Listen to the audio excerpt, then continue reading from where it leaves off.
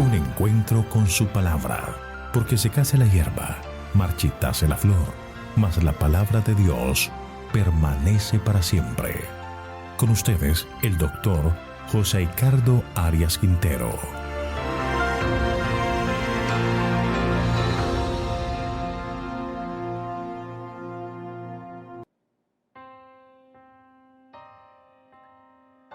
Estudiaremos Eclesiastés capítulo 10. Para ello vamos a pedir la bendición de nuestro Dios por medio de la oración. Querido Señor, en este momento nos acercamos a ti conociendo que eres un Dios de amor, de bondad y de misericordia. Al abrir tu palabra, necesitamos que tú nos acompañes en el estudio por medio de tu Espíritu. Gracias por estar con nosotros y enseñarnos grandes lecciones de vida. Lo pedimos en Jesús. Amén. En un sentido amplio, un líder es una persona que ejerce influencia sobre los demás. A veces en una sociedad que defiende el individualismo se cree que nosotros no tenemos responsabilidad sobre los demás. El concepto evolucionista de la supervivencia del más fuerte nos hace egoístas en nuestras acciones y luchamos por lo nuestro, por lo que creemos, por lo que me reporta dividendos, casi sin importar si mi conducta afecta a los demás. Yo creo que aquí es donde nosotros tenemos que cambiar la dirección de nuestra vida. Nosotros influimos sobre los demás. Elena de White dice: la influencia ejercida sobre la vida de uno, como sobre la de los demás, es incalculable. Joya de los Testimonios, tomo 2, página 555. Nuestra vida afecta a otras personas y como líderes, nuestro trabajo, nuestra actitud, todo lo que hagamos va a influenciar a otras personas. Ninguno de nosotros vive para sí, ¿verdad? En el camino a Cristo, Elena de White dice: por vuestra influencia inconsciente pueden los demás ser alentados, fortalecidos o desanimados, apartados de Cristo y de la verdad. Debemos ser fuente de vida y esperanza para los demás. Debemos entender que el verdadero sentido de la vida se halla en servir a los demás y ayudarles en su camino para que encuentren paz en su corazón. Eclesiastés capítulo 10, el sabio Salomón nos da una serie de dichos o proverbios que tienen un tema central, como la necedad ha desplazado la sabiduría, y llegamos al colmo, que esta reina soberana comenzó en el corazón, ahora camina y enseña y entra en el mundo académico. Luego se infiltra en la administración, llegó a ser adoptada por la mayoría, luego invadió las oficinas, las fábricas y después sus palabras se esparcen por todas partes. Hoy diríamos que se repiten en la prensa, la radio, la televisión, el internet, hasta que alcanzó al gobierno y las oficinas centrales religiosas. La conclusión es: la necedad está en todas partes. Demos una mirada a este capítulo y veamos la solución a este problema planteado. Cuando comenzamos a leer nos encontramos con el versículo 1. Dice: las moscas muertas hacen heder y corrompen el perfume del perfumista. Así es una pequeña locura al que es estimado como sabio y honorable. En primer lugar, la delicadeza con que se prepara un perfume en la antigüedad puede ser echada a perder cuando una mosca a punto de morir cae en la mezcla, dañando el perfume. En la traducción del lenguaje actual podemos leer: la mejor sopa se echa a perder si le cae una mosca. Una persona puede ser conocida como sabio, prudente, ha ganado influencia sobre la vida de los demás, pero un solo acto descuidado echa a perder lo que por años se ha edificado. Un descuido, una actitud injusta, un desliz en nuestros principios marcará la vida. Hay un comentario de Elena de White acerca de la vida de Salomón con respecto a la influencia que se ejerce en los demás. Entre las muchas lecciones enseñadas por la vida de Salomón, ninguna se recalca tanto como la referente al poder de la influencia para el bien o para el mal. Pero limitada que sea nuestra esfera, ejercemos una influencia benéfica o maléfica.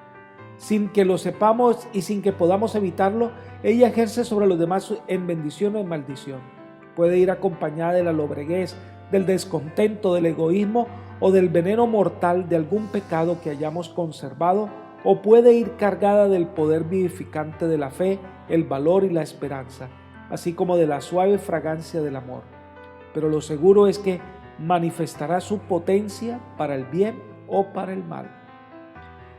Profetas y Reyes, página 63. Salomón tuvo todas las bendiciones que un rey puede soñar, pero cuando se desvió del camino, aunque se arrepintió de su pecado, ejerció una influencia negativa sobre la nación que no fue fácil de contrarrestar. El perfume bien preparado se echó a perder. El aroma ya no es fragante. Tengamos cuidado con lo que guardamos en nuestra mente y nuestro corazón. Eso determinará qué tipo de fragancia damos al mundo. Veamos ahora el versículo 2. El corazón del sabio está en su mano derecha, mas el corazón del necio a su mano izquierda. Presenta la gran diferencia entre el sabio y el necio. ¿Dónde está su corazón? ¿Cuáles son las intenciones de su vida? El corazón del sabio está en su mano derecha, símbolo de las cosas buenas. Era al lado del honor y el éxito. El corazón del necio está en el lado izquierdo, símbolo del mal. Se lo considera impuro. Los planes del necio son débiles y conducen a la desgracia y al desengaño. El versículo 4 está en medio de la descripción del dominio de la necedad. Dice: aunque el ánimo del príncipe se exalte contra ti, no pierda la calma, porque la mansedumbre hace cesar grandes ofensas. El hombre sabio y prudente quizás no tenga el puesto de mayor reconocimiento, quizás está en segundo plano en su trabajo y quizás puede ser objeto de burlas o desprecio o de críticas injustas, incluso de su jefe. El consejo es: no renuncies a tu puesto del deber. Una acción precipitada, inspirada por un espíritu de venganza, refleja inestabilidad emotiva y falta de buen juicio. Es mejor soportar el desagrado transitorio de un superior, pero el remedio es la paciencia. La paciencia es el remedio para los grandes errores. ¿Cómo entender esta realidad? Pues debemos ver lo que se dice a continuación en este capítulo. Los versículos 3 y 5 al 15 describen los resultados de que los necios ocupen los cargos donde se requiere discernimiento. Leamos el versículo 3. Aunque mientras va de camino, al necio le falta cordura y va diciendo a todos que es necio. En su trabajo y en su relación con los demás demuestra carencia de buen juicio y sentido común. Esta se refleja en sus palabras y acciones. De esta manera, él mismo se proclama necio. Pero lo terrible es que él considera que los otros son necios, así que no corrige su conducta. Errores al elegir gobernantes, versículos 5 y 6. Hay un mal que he visto debajo del sol a manera de error emanado del príncipe, que la necedad está colocada en grandes alturas y los ricos están sentados en lugar bajo. Cuando un gobernante es necio, autocrático y administrador despótico, tiende a equivocarse en sus conceptos. Y entre más poder tenga, más visibles serán sus errores. Este es el error que cometen los gobernantes que se dejan llevar por la adulación o las conveniencias propias, que colocan en el cargo a gente incapaz. La traducción del lenguaje actual dice que a la gente incapaz se le dan puestos de gran responsabilidad, mientras que a la gente capaz se le dan los puestos más bajos. Muchas veces se ensalza la insensatez de los necios como si fuera sabiduría y se le imita para perjuicio de la nación. Y se ignora a personas que tienen verdaderas habilidades para guiar, ordenar y gobernar. Versículo 7. Y resulta que los esclavos andan a caballo mientras que la gente que vale anda a pie. En la época de Salomón, solo los privilegiados cabalgaban en caballos y los que eran de condición más humilde en asnos. Aquí los siervos, plural, la mayoría, va a caballo. La necedad galopa libremente y el príncipe va a pie. En los versículos 8 y 9 se ven los resultados. El que haga un hoyo caerá en él y el que aportille el vallado lo morderá la serpiente. Quien corta piedras se hiere con ellas y el que parte leña en ello peligra. El mismo necio cava una trampa y él cae en ella. Así que el que aportilla el vallado le morderá la serpiente. Es decir, cuando haga las paredes de la casa dentro de las grietas se ocultan serpientes que le morderán. Y se corta las piedras, pues se va a cortar con ellas, y si tumba el árbol le va a caer encima. El versículo 10 dice: si se embota el hierro y su filo no es amolado, hay que aumentar el esfuerzo. Lo provechoso es emplear la sabiduría. Esto nos dice que la debida preparación para cualquier empresa da como resultado un mejor trabajo realizado con menos esfuerzo. Una buena preparación hace la diferencia entre el fracaso y el éxito. El esfuerzo solo es suficiente. Debemos hacer del conocimiento y el celo para hacer la tarea. Ninguno de los dos debe estar independiente. En los versículos 12 al 14 se enfatizan las palabras del necio ante la responsabilidad grande como es la de gobernar. Leamos: las palabras del sabio están llenas de gracia, mas los labios del necio causan su propia ruina. El comienzo de las palabras de su boca es necedad, el final de su charla nocivo desvarío. El necio multiplica sus palabras. Si nadie sabe lo que ha de acontecer, ¿quién le hará saber lo que después de él será? Cuando es sabio es quien habla esas palabras que caen bien, están llenas de bondad e instruyen. Pero cuando habla el necio, sobran las palabras, pero no dice nada. No hay preparación, nadie le entiende. Sus palabras son vacías y no comunica esperanza. Versículo 15. Tanto fatiga a los necios el trabajo que ni aún saben por dónde ir a la ciudad. Las carreteras están demarcadas y señalan el destino. Solo el necio no ve las señales y no sabe a dónde va. Y cuando esto sucede, ¿a quién echa de menos? Al sabio que sabe lo que hace, que cuando habla lo hace con sabiduría. Por eso, no renuncies, ten paciencia, que el Señor te mostrará el camino. Aprende, haz tu trabajo bien, estudia y espera en el Señor. En los versículos 16, 18 y 19 ya habla de la necedad en todo el sistema de gobierno. No se coloca la persona que tiene la capacidad de hacer bien las cosas, sino la persona que es de agrado del rey. Versículo 16.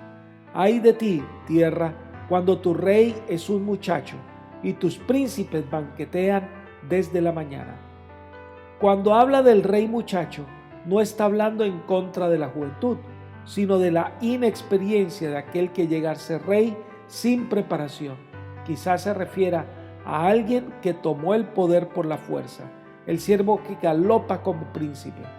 Tu rey necio no tiene consejeros sabios, su reinado entonces va a la ruina. Versículo 18. Por la pereza se cae la techumbre y por cruzarse de brazo hay goteras en la casa. Hay negligencia, hasta la casa se le pasa el agua. Puede mostrar su ineptitud como administrador del palacio, del templo y de su nación. Versículo 19. Por placer se hace el banquete, el vino alegra a los vivos y el dinero responde por todo. Es un disparate, un gobernante que solo aprovecha el momento para sus placeres, trayendo ruina a la nación. Gasta todo el dinero en su propio beneficio. Pero en medio de esta descripción triste hay una solución. Hay una bienaventuranza, versículo 17.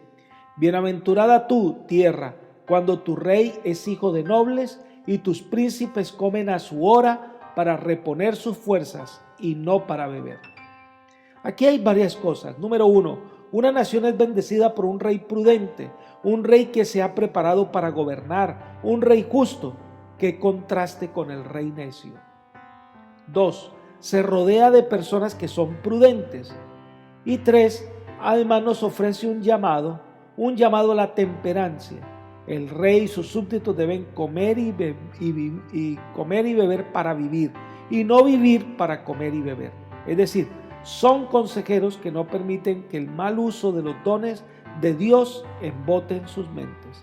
Son claras deducciones. Qué bendición un gobernante así. Su influencia traerá paz y prosperidad. Pero termina con una amonestación, un consejo muy oportuno, versículo 20. Ni aun en tu pensamiento hable más del rey, ni en lo secreto de tu cámara hable más del rico, porque las aves del cielo llevarán la voz, los seres alados se lo harán saber. Aunque el rey sea un necio, aunque su conducta imprudente traiga problemas, número 1, Cuidado con las palabras de crítica que se hablen en secreto.